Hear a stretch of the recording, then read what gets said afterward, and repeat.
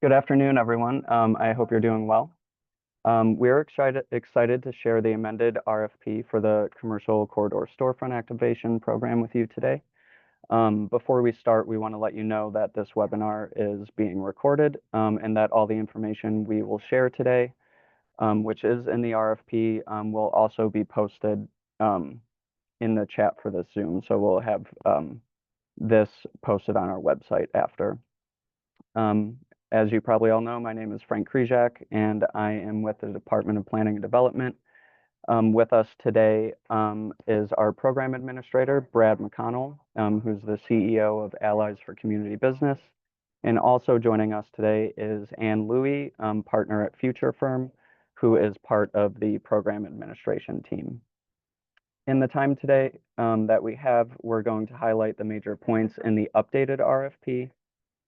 So starting now and throughout the webinar, you can drop any questions you have in the QA box, and we will, answer questions sort of as we go along.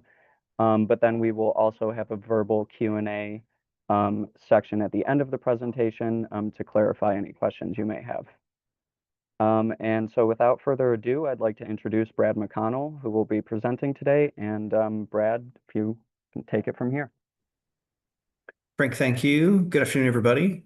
I'm going to do a screen share, walk through some facts that we have available for you today, but really encourage everybody to interrupt with any questions you have at any time using the QA option within the Zoom chat if you prefer.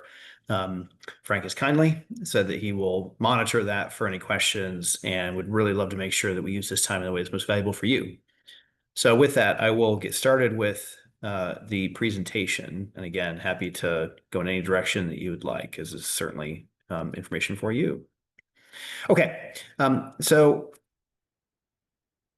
the agenda we'll have here is that we're going to do an overview of the program, which is a combination of some very, very quick review of things that those of you who've been tracking this effort already know, but then also some updates for you, very specifically for the changes that the department has decided to make, which will be relevant for how you'll respond, and then some process and tips related to the application itself.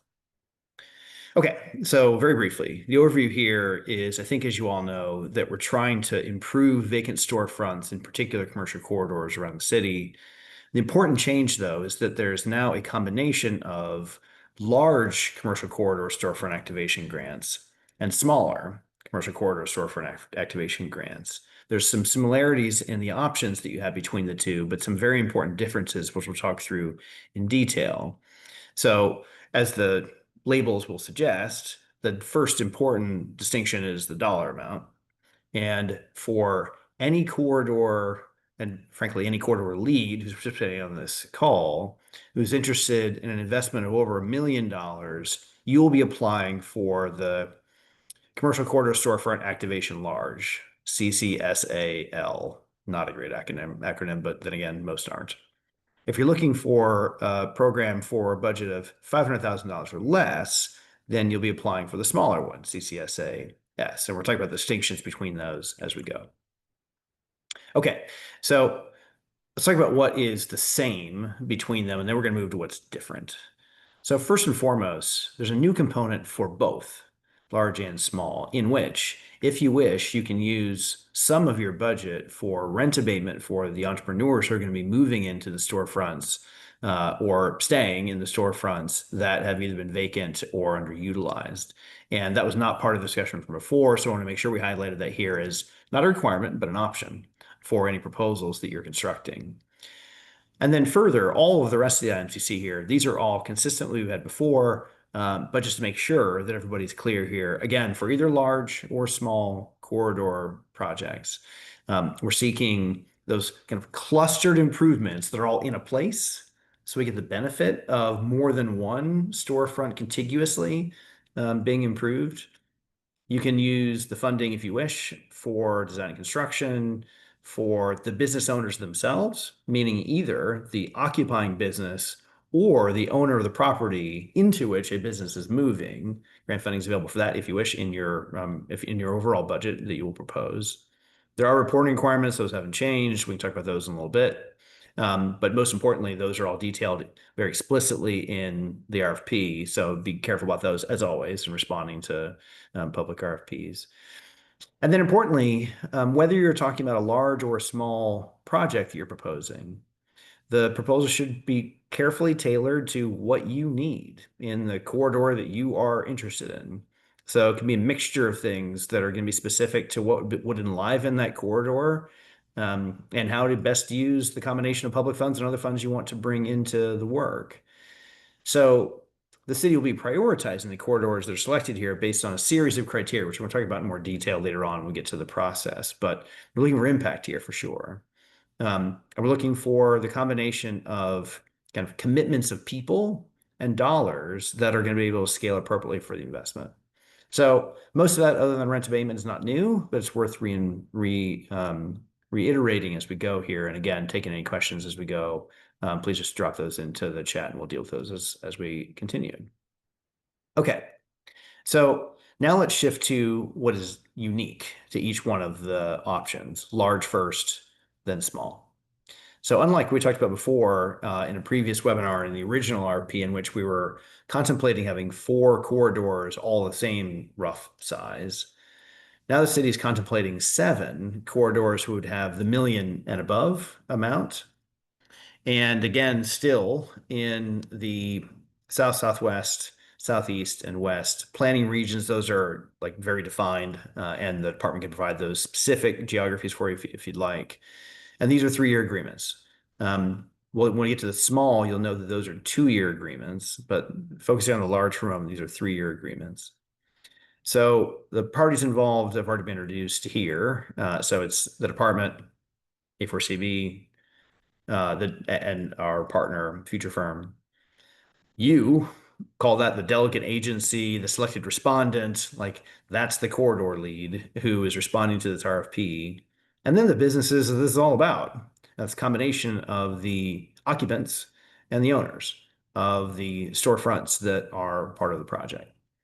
So now, while there is flexibility for how you construct your proposal and how you would utilize these dollars, there are maximums on a handful of different uses to be aware of.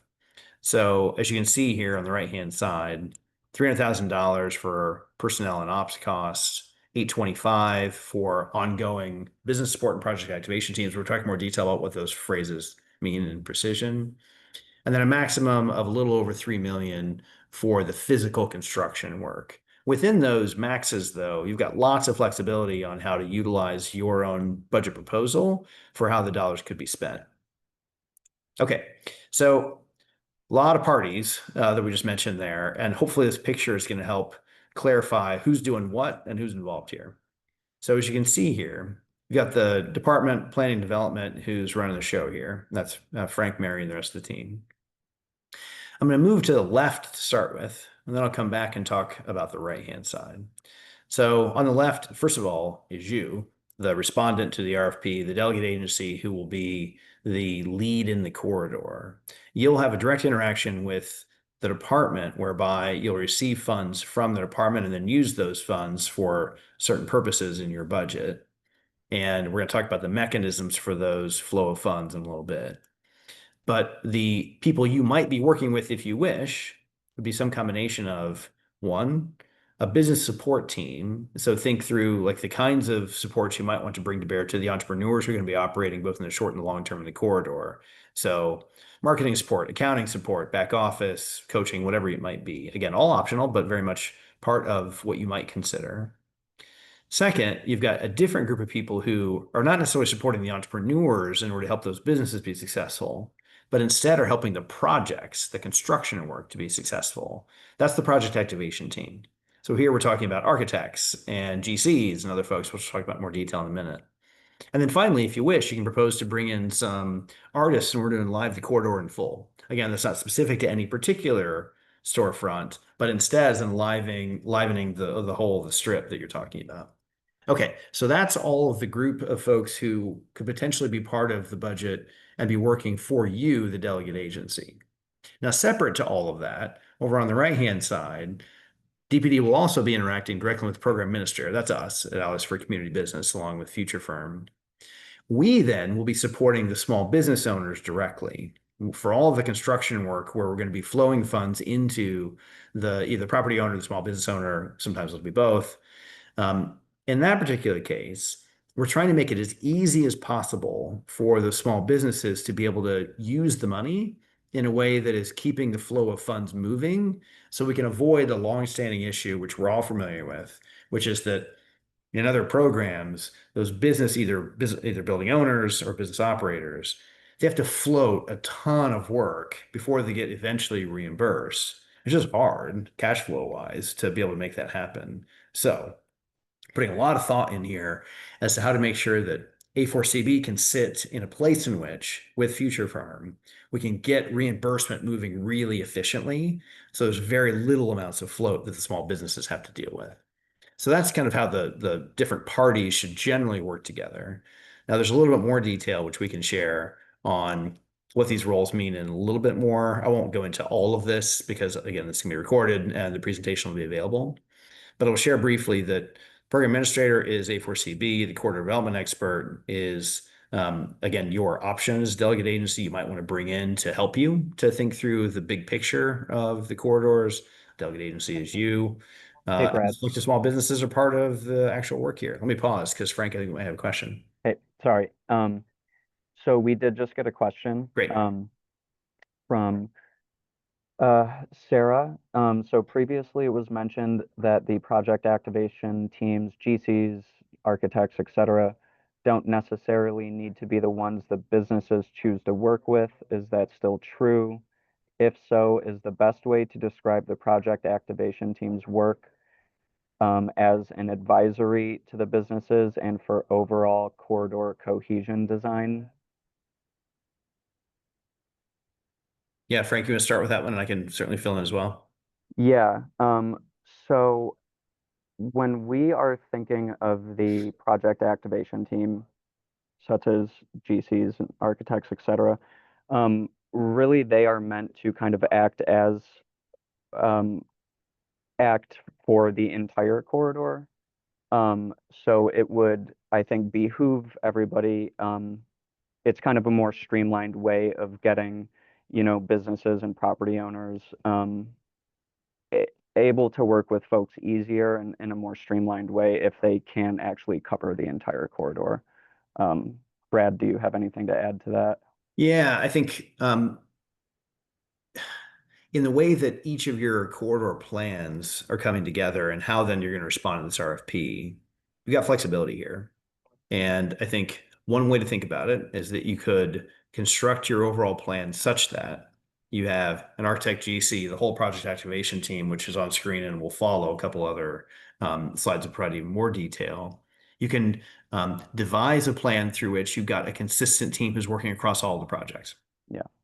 Or if you wish, if you have some particular reason why you think it's more efficient to not do that, then you can describe why and have a different story in which you've got different individuals who are providing specific construction supports for each individual storefront or some subset of the storefronts.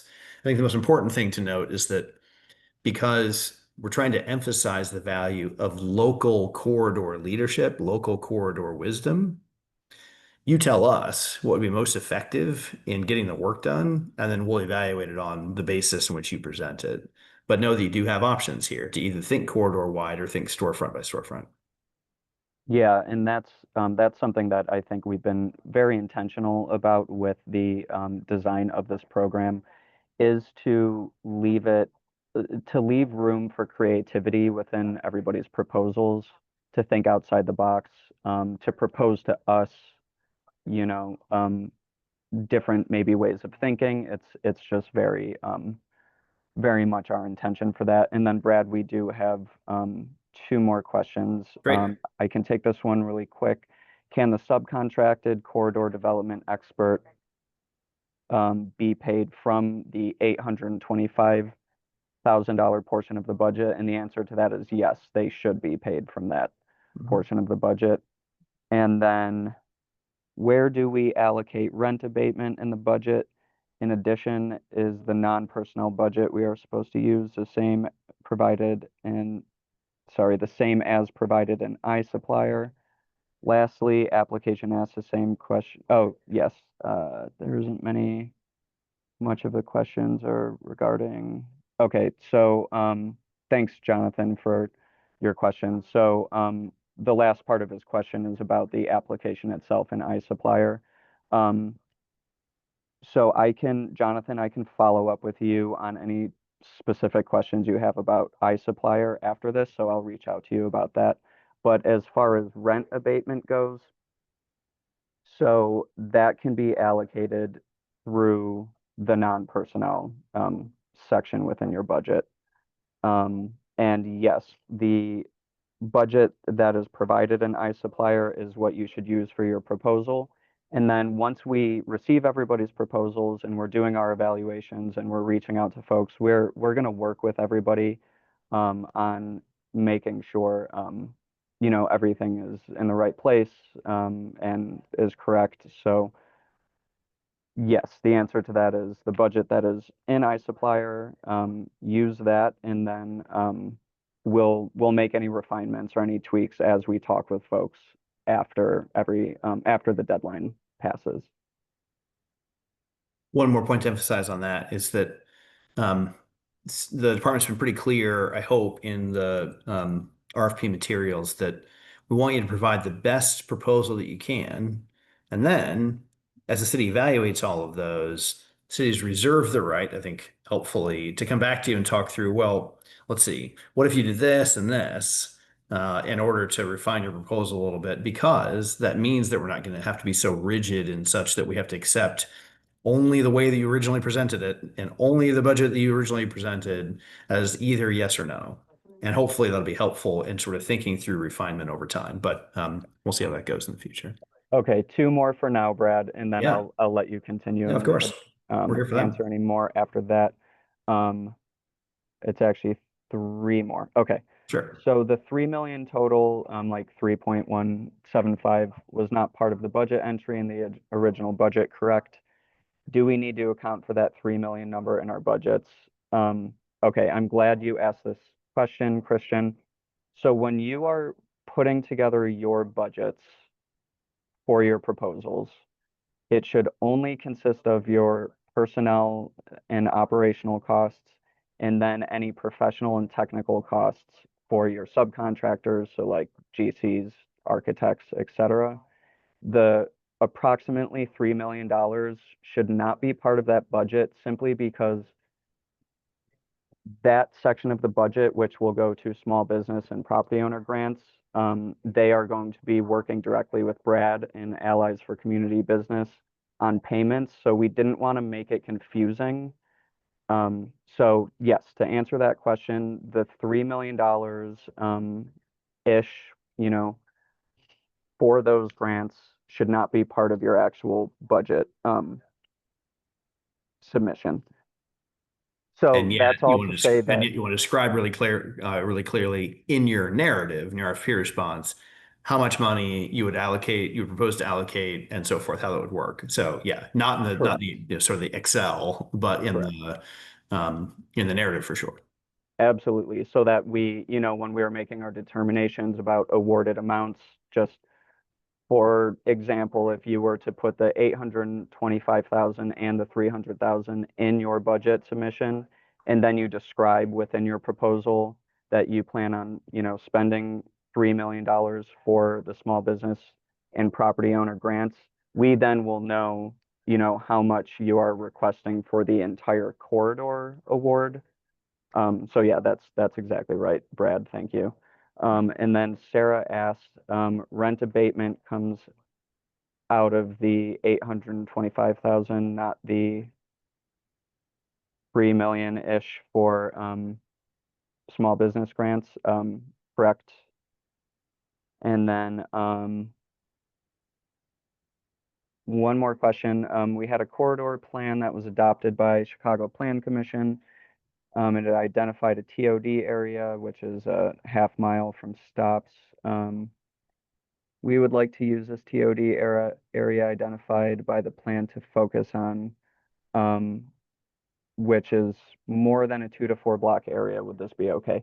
Yeah, so to go back to sort of the previous, you know, previously what we were speaking about, we're looking for whatever you all propose to us, whatever you all think makes sense, um, and what you think the strongest proposals are. So, I would say it's approximately a 2 to 4 block area we're looking at for large, but if, you want to focus on 5 blocks within some TOD, around a particular transit station, absolutely feel free to propose whatever you think is the strongest proposal. And the obvious trade-off there is that the wider the geography with a fixed amount of money, the less impactful you can possibly be in each physical storefront. But that Correct. may be a trade-off that makes total sense in a particular corridor. And in other places, it might be, no, no, no, it makes way more sense if we really plow the money into 3 or 4 storefronts and that's it. But you'll tell us based on your knowledge of the corridor. Totally. Cool. Okay. Brad, if you wanna can keep going for now. Sure. We're good on questions right now. Yeah, and again, we're here to answer questions. So any of those that come up, we'll stop and go back and forth as you wish. Okay, so I'm going to skip back to where we were. Again, we're talking about the program roles for the large programs. We mentioned already the optional project activation, encouraged but optional project activation team could have an architect which has all the things that are here, which we had on screen for quite a while a minute ago. But in addition to that, you could imagine having a GC who would have a series of obligations corridor wide across many specific storefronts. You can imagine possibly wanting a broker to be able to populate via businesses the storefronts you're improving, possibly a cost estimator. Again, these are all ideas for you to evaluate and options that you might want to pursue within the context of a project activation team. So then separately, that ongoing business support team, which is way over on the left of the diagram that we showed a minute ago. Again, these are folks who, if you want to, you can bring in via your budget to help the businesses not just be in better spaces and be in better corridors that are more vibrant, but also be more successful in their own right in managing their finances, in um, outreaching to bring in new customers and so forth and so on. So again, these are all options for you, but ones we encourage you to consider. Okay, so now let's shift to the CCSAS. These are the small corridors. So those which are going to be $500,000 and less, the structure here is very different. So unlike what we had before, the kind of multi-party structure with the program administrator on one side and DPD on the other, these are much smaller dollar amounts we're talking about, and therefore the structure is going to be much more streamlined. So here you've got, again, the department on the top, you, the delegate agency, the selected respondent sitting in the middle, and then directly from you, the payments to whomever are your proposed recipients, which would be a combination of the small businesses who would operate, the property owners who would own the buildings, could be the same, could be different, depending on the situation, and then those who are going to help to enliven either the storefront specifically or some combination of the storefronts and the surrounding area via placemaking, art, whatever it might be. So I think here you'll see that the differences are such between small and large that there are 5 potential corridors here, unlike 7 in the large context.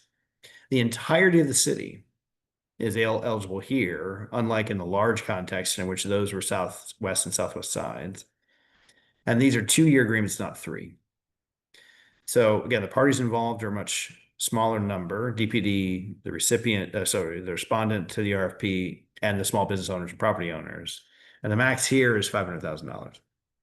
So much smaller, much more targeted, but citywide, possibly. I think I saw a question come in. Yep. I can Putting it read that, Frank. Brad. Okay. Should the project activation team be fully paid by the 825,000 max budget, or are some of their services meant to be covered by the $3 million budget slash grants for services provided directly to those storefront businesses? Yes, the project activation team should be fully paid by the $825,000 budget in the professional and technical services line item. Yeah. And do you remember when we cite these numbers, those are maximums? Those are You do maximum. not have to spend all that money on all those things if you don't want to. You can Right. reallocate as you wish. And that's why and on these slides, maximum is underlined. We want to make sure everybody is definitely aware that yes, we're speaking of maximum amounts. Yeah. Okay. So let's talk a little bit more about the details of the program design for the smaller corridors because this is new relative to the original RFP that was published. So again, 2-year terms for 500 grand. All citywide corridors are eligible. You don't have any need for either a project activation team or a business support team, unlike the kind of large context where we're encouraging that. We expect that the geographic area here is going to be smaller because of the fact that the dollar amounts are smaller and you want to make an impact in one or more of the properties. Um, and then there's a series of suggested ways in which these dollars can be deployed, which are listed here, inclusive of facade improvements, pop-ups, rent abatement, arts, placemaking, low cost, high vis type improvements. But we want your creativity. And so you tell us in your response how you think that the corridor that you have in mind here can be enlivened by these dollars. Yep. Brad, we do have Yeah, another question. go for it. Um, it sounds like the delegate agency is going to add a narrative for the maximum 3.175 million in their proposal, but not in the budget. Yes, that is Right. correct. How would this work for proposing a large interior activation to create a shared space and or business incubator in which multiple businesses lease space under a master lease, which is held by the selected respondent slash delegate agency if a corridor has a large vacant commercial property available? I would say add all of that detail within your response for when you're detailing how you plan on spending that money. Yeah, because that's right. Because the broad conception is that we're talking about properties that are owned by property owners, which are distinct from the respondent, meaning the corridor lead. But if you, as the corridor lead, the respondent to the RFP, you are the property owner, and you're looking to have businesses come in and occupy, multiple businesses come in and occupy the space, need to describe that and make a proposal for how you would use the construction funds, which otherwise were contemplated to go to individual property owners that have storefronts. It's a different Absolutely. model, so we have to really understand that. Yep. And then, yeah, and that goes for just everything in your proposals. Obviously, just try to be as detailed in your descriptions as possible. We do have two more questions. Yep. Do we have to identify the architect, general contractor, retail designer, et cetera, as examples in the grant? So for this, the more detail you can provide for any of your responses within your application, the stronger your application will be. So if that's information that you do have, please, definitely add that to your proposal. Um, and then is it possible to reopen a submission based on information received from this webinar? Um, I will follow up with you, Christian, on that question because that's a more technical question. I will talk to our team and I will follow up with you on that. And then And beyond the technical part of that, Frank, which has to do with like how does one apply, right? yeah, Um, Broadly speaking, philosophically, if someone had a particular proposal in mind, and based on the information that we provided here, they want to rework that proposal before the July 31st deadline, is that something that people are going to be able to do, notwithstanding the technical way to do so? yeah, Yeah. yeah. And then Sarah has one more question. Can you ex Okay, we have two more questions. Can you expand on what the maximum $3 million businesses uh, can be? What can the $3 million be spent on? And so that money is really supposed to be going towards small business and small property owner grants. So, if somebody were to receive an agreement under this program.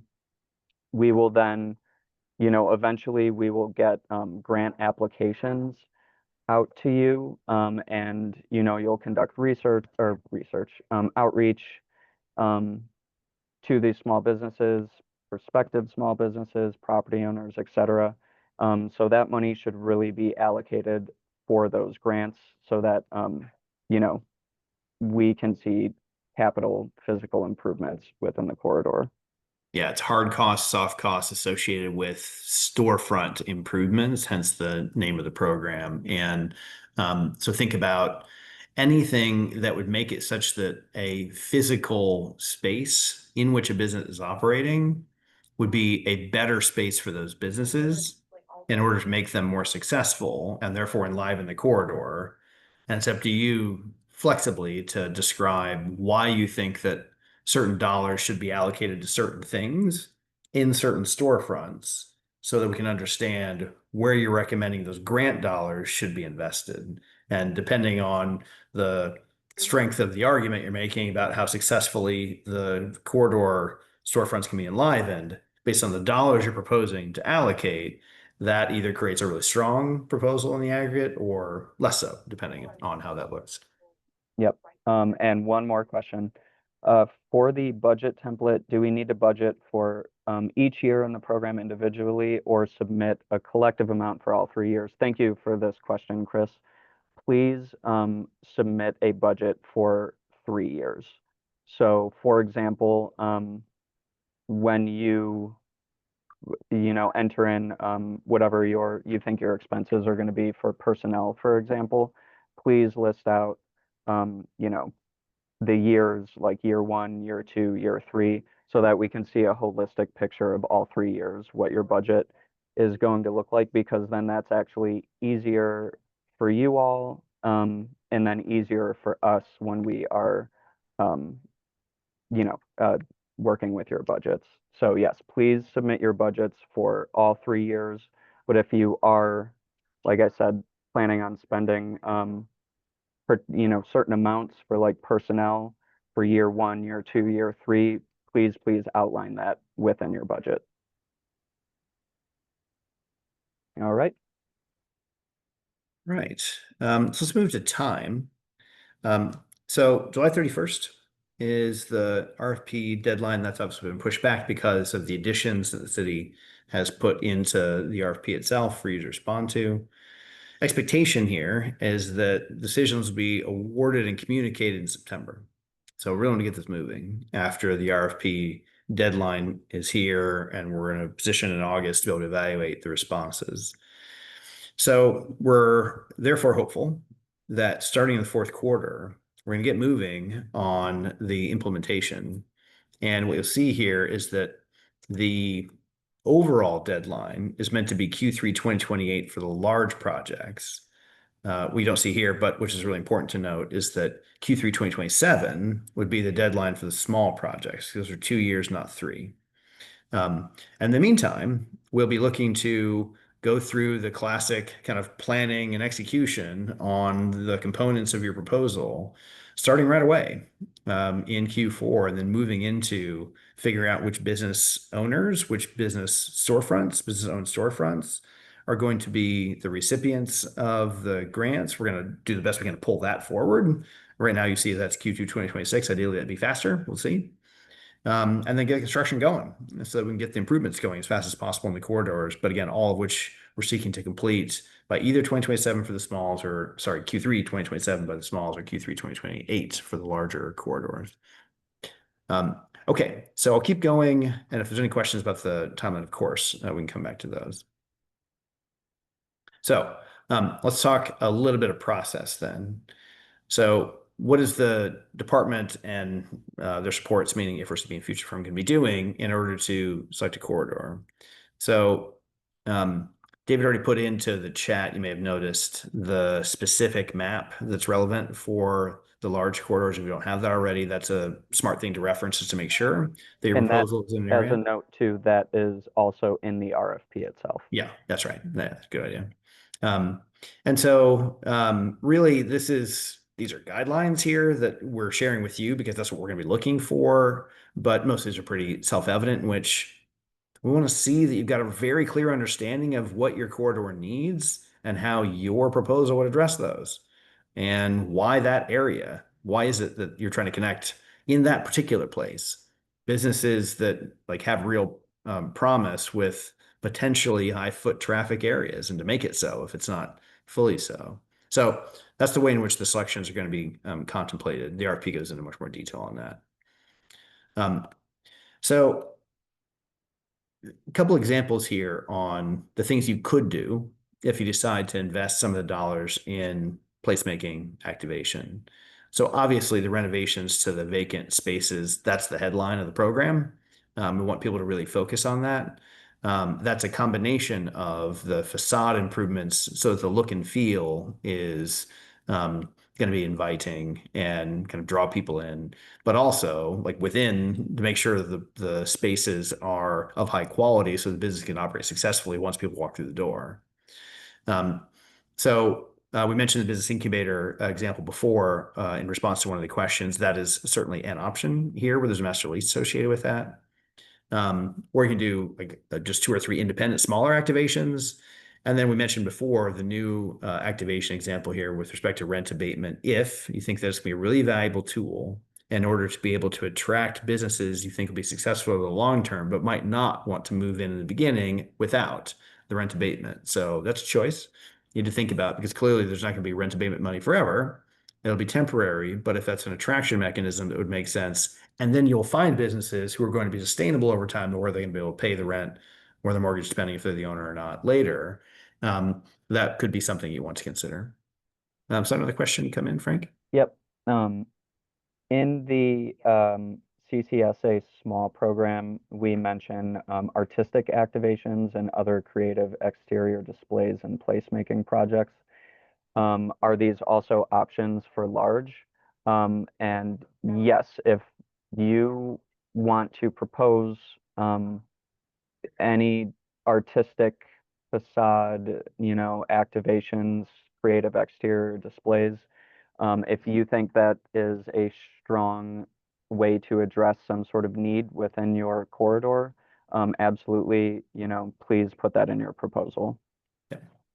Again, we are looking for as much creative thinking, I guess, as possible. Oh, and then do we need to reflect that businesses we are proposing for improvements are on board? So again, with in reference to another question that we answered earlier, the more detail you can provide, the better. So if you do have specific businesses that you've already talked to and done outreach for, and they're really excited about this and want to be a part of it, please put that in your proposals. So while it's not something that is necessarily a really stringent aspect of this application, if you do have that type of information, specific businesses, specific property owners, etc., definitely please put that in your proposal. Yep. Okay. Picking up on a handful of additional topics before we close. So let's talk about flow of funds. So in the large program, for you, the people who are the delegate agencies, you'll see that on the right-hand side, you have an option to establish an escrow account with Chicago Title and the city in order to make it easier for you to get paid for the work that you've substantiated.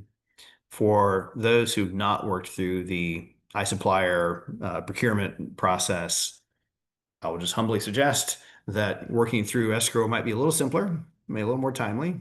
I'll say nothing more. But when you get to the point where you've been selected and now you're in a position to start thinking carefully about flow of funds, making sure that cash is moving efficiently, this is an option to you. And it's relatively rare, I think, across a lot of the different programs that the city runs, and one we'd certainly encourage you to consider. And obviously, if you're selected, plenty of time for you to talk through with the department about whether that makes sense for you or not. But it is something I think to just be thinking about as you're preparing your budgets, if that's relevant to you. Um, And then separately, for the dollars that are going to the entrepreneurs, meaning either the occupants or the owners or both of the individual storefronts, those folks do not have to either worry about invoicing the city directly or working through an escrow company because they're going to work directly with us for community business. So part of my job is to make sure that it's very efficient for dollars to get to those businesses so they are not in a position to have to float for a long period of time, lots of project construction, when instead A4CB can be there to say on a monthly basis, provide them with quick reimbursement for the work that took place in the previous month. And that'll make sure the dollars are flowing much more effectively for liquidity purposes for those business owners who or property owners who are trying to make sure that yes, the project gets done effectively, but that also they meet all their other obligations, which are ongoing and certainly don't go on pause simply because of the construction project going. A couple more questions come in. Yes. Uh, Second, um, is it possible to apply for two corridors? If so, do we need to submit two applications in iSupplier or include that explanation in one application? So, um, for that question, it really, I think, would depend on how close they are together. So if you can sort of rationalize that even if they are two separate corridors, they're still part of, the same node, I think that would be fine. But if if there's just a corridor that's like 6 blocks away, that would likely need to be probably two separate applications because we really are trying to have sort of a targeted, impact in these areas. Brad, do you have anything to add to that? Only to clarify that if a particular corridor leader happens to support two different corridors that are 6 blocks away, and they would be interested in having two completely distinct applications come in for the city to evaluate, would you be open to that? Yes. Yeah. Yeah. Um, we will, at least evaluate their proposals. Yep. Um, And each one to be evaluated independently against all correct. the other applications. Yeah. Correct. Yes.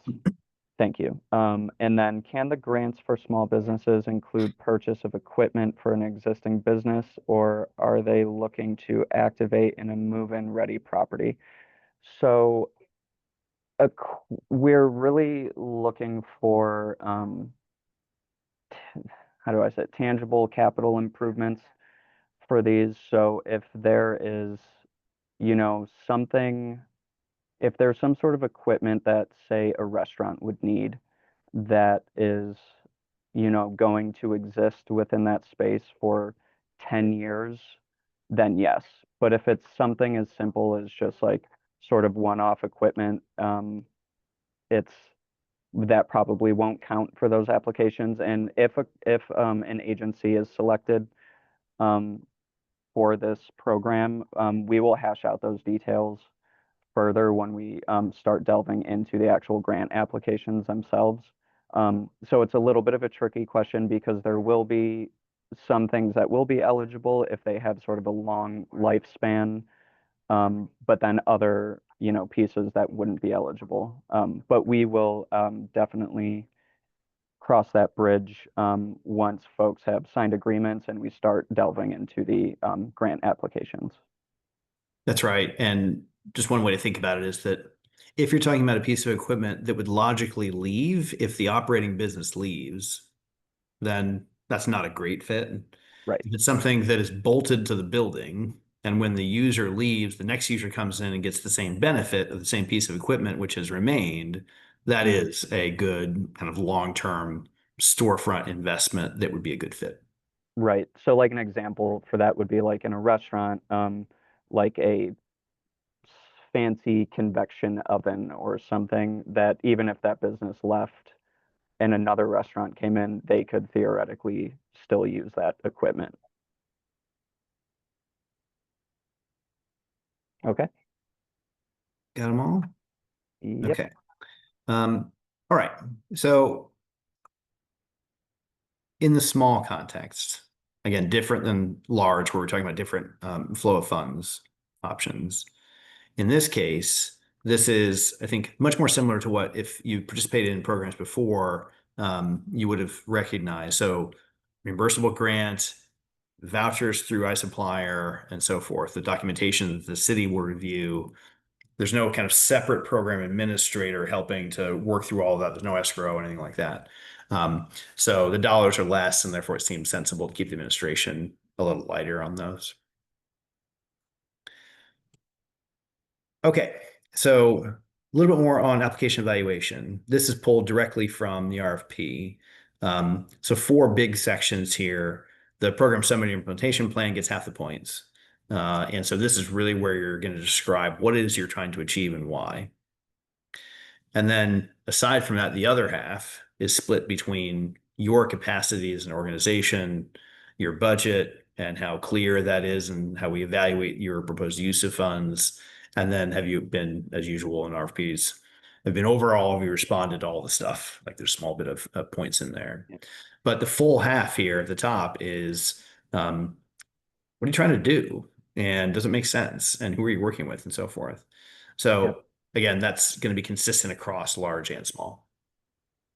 Yep. And Brad, we have another question. We have boarded up vacant buildings that have been boarded up for decades. We've been working with DPD to identify ownership. With these challenging projects, we have to complete them in 3 years, question mark. And yes, we are, yeah, is the simple answer to that. This is a 3-year program if you apply for the large program. So we are looking for strong proposals that can kind of outline what you plan on doing within those time constraints. Yeah. Okay. I'm going to emphasize the word sample. These are sample budgets to give you a feel for the kinds of things you can ask for, large on the left, small on the right. But you be the judge. You decide how you want to use these buckets. What we're displaying here, though, is the combination of staff costs, your indirect costs, which obviously are very, very important to cover if you choose to operate and technical expertise, and then the usual professional and technical services for which there's a long list of options in here. And then a bit, if you wish, for material supplies and so forth. And again, to emphasize what Frankie mentioned before, the dollars are going to go directly to the business owners, meaning the maximum $3.175 million, some number beneath that's fine, but that part is in your narrative. You want to describe that really carefully, but in your budget template, you don't put those in there. Okay. Similarly, if you're looking at the right-hand side, we're talking about the small budgets, generally similar here, except that the numbers are less. And you need to think carefully about how to allocate a smaller amount of money. So hopefully that's at least helpful for illustrative purposes. But again, this is very, very much just one of many, many ways in which you could approach your own budgeting for either the 3-year project or the 2-year project, depending. Yeah, and Brad, if I could piggyback off Please. that for a second too. We have this language within the amendments in the RFP, but there is a note in there that, essentially once we receive everybody's proposals, and we're doing our evaluations, et cetera, we will be working with the, you all, to make sure that we are either understanding your budget correctly, talking about and discussing with you what makes sense, what might not make sense. So we are going to have a very collaborative process on really zooming in on that sort of final budget. So when you propose something, just know that we are definitely going to work with you all on making sure that we're understanding what you're saying, and then sort of just working with you to make sure everything is in the right place and makes sense, and go from there. You won't be eliminated from consideration because you put some number in the wrong box. That's a perfect way of putting it. Yeah. Yeah. And there have been public procurements in the past where that's exactly how it worked. So this is not one of those. Nope. Okay. A few guiding principles to close this out. So we've mentioned a bit of this already, but if you're able to show that this corridor both needs the help, and therefore public dollars are going to be invested in a place where they're needed, and also that your proposal is going to be able to directly address those needs, And therefore, it's not just an insolvable problem, but a problem which can be really dramatically addressed, maybe not in full, but certainly in large part, based on the execution of the plan that you propose. That's going to make for a strong application. On top of that, to the extent that you're also able to describe how it's not just you as the corridor lead, but your longstanding relationships in the community that have contributed to the ideas now you're putting forward. And if you can describe how the community will continue to participate over the course of the 2 or 3 year work, that will be very persuasive as well. Um, and then further, I think really looking at your capacity and what you've done in the past to give us a good indication you can do it again. And I think given the size, particularly of the large projects, for those who've never done anything like this before, it's gonna be tough, I think, because there are so many, I think, really high capacity and high quality organizations around the city who have done projects like this before. And so you'll have to be even that much more persuasive if you don't have that past performance to describe. But make sure you give us your best case regardless. We'll take a look at it. And there is an important part here where we need to see that you're going to dedicate like real capacity on your staff. That's a signal that this really means something to you. And so looking at like how you're going to allocate time to make sure that everything is staying on track is an important component of the way that we'll evaluate your proposal. Okay, so again, deadline 31st of July at noon, and you know how to reach the department. But with that, any other questions we can handle? Or Frank, anything else you want to add that we haven't covered yet? Yeah, if anybody wants to raise their hand for verbal Q&A, please go ahead and do so. And if you don't want to do that, you can also ask any further questions in the chat.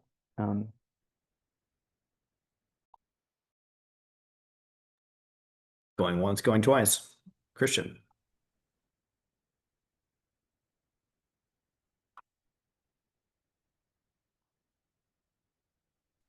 Okay. Are you guys good? Okay, I see me. Hi. In the proposal in e-procurement, I'm not sure if I heard this before. There were like 3 questions that were repeated at the bottom that almost seemed like the same question. Um, did you happen to get any questions about that? Yeah, so if there are questions that seem, yeah, redundant or anything like that, still please fill them out. So this is something that was flagged to us a while ago. So when we have our evaluation team look at everything, they will be aware of that, but don't leave the questions blank. Okay. And And seriously, then just copy paste if you that's find a weird glitch like that. that's what I Yeah, did. and it exactly, and Brad, it exactly was a glitch. So I have been telling folks to just, yeah, answer Okay. the questions, even if they're going to be the Okay. same, because these are going to be reviewed by our evaluation team, and they're aware of it. And then Frank, would you like me to use that email address just to talk about the reopening the submission question I asked earlier? That Y- DPD email? Yes, please do that, or I think you have, no, yeah, sorry. Yes, use that Okay. email, and then we can take it from there. Okay, thank you. Frank's going to be reviewing every 5 minutes any email that comes into dpd at cityofchicago.org. So you can guarantee that he's going to be really on, maybe not every 5 minutes, but yes. Yeah, every five Months. minutes from sun up to sundown. No, I'm kidding. That's a joke. Um, and then Tanya had a question. Is there a character or word count for the answers? There is. I believe it's 4,000 characters, but it should say in iSupplier. But there is a limit.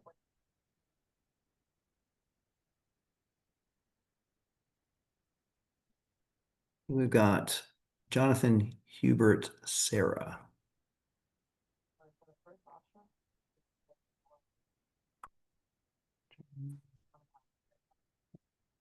It's like, Jonathan, you're up if you want to come off mute.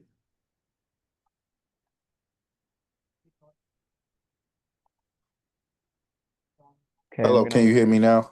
Yeah, Yeah. all good. Oh, I had a question about in terms of this staff when we put the personnel chart. Hmm. Do they count for like 20 hours? Because we might have people allocated to work, but we're not pulling all their salary from the grant. So does that still, can we still allocated because I allocated like a certain percentage to the grant, like funding coming from the grant, and then it's coming from my other source. Yeah. Yes. Yeah. So that is, I think I understood your question correctly. So can you allocate a certain percentage of somebody's salary from the grant based on the amount of time that they will be working on this program?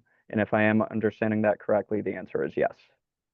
Yeah, because I had some staff, they'd be putting like percentage on the grant, like say for example, 10%, but that 10% wouldn't be paid from the grant, it's from another source. But Oh, would I still put them in personnel? yes. Yes, you would. Okay, thank Yeah. you. Got about 3 minutes left and two more. So how about we go Hubert? Hubert, you want to come off mute?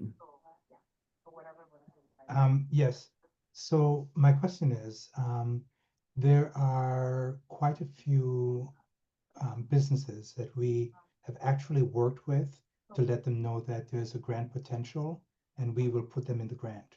There are others that are currently boarded up that we are working with DPD to even find out the ownership.